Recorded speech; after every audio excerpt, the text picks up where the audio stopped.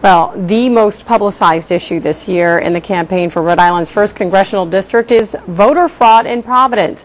Candidate Anthony Gemma has alleged there have been lots of voter fraud involving his opponent in the Democratic primary, incumbent Congressman David Cicilline.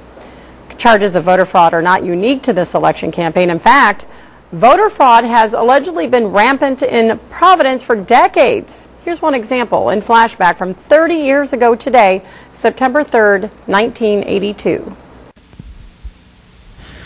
89-year-old Sam Mistovsky is one of the victims of the voter fraud. A few weeks ago, Sam says a man and a woman approached him at his apartment here at Kilmartin Plaza, a high-rise for the elderly in Providence. They told Sam he'd have to apply for an absentee ballot if he wanted to vote in this month's mayoral primary.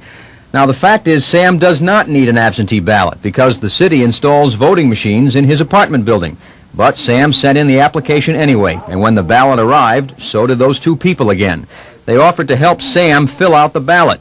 State law says that is illegal. Sam says they also tried to get him to change his vote in the mayoral primary. He says, who are you going to vote for? I says, for Beard. Oh, the other man, Derrick, I know what I think his name was. He's a better man than Beard. And after Sam filled out the ballot, they took it. They said they would mail it, and Sam hasn't seen them since. A Providence police lieutenant interviewed Sam Mistovsky following the incident. Police are also investigating complaints from voters in the city's 17th House District. Jane Sherman of the League of Women Voters says most, if not all, of the victims of this type of voter fraud are elderly. And that, of course, was Frank Jr. reporting.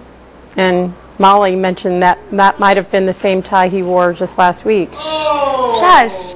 Anyway, it is unclear if those two campaign workers were ever prosecuted for voter fraud. Then, as now, elections officials maintain these charges are difficult to prove.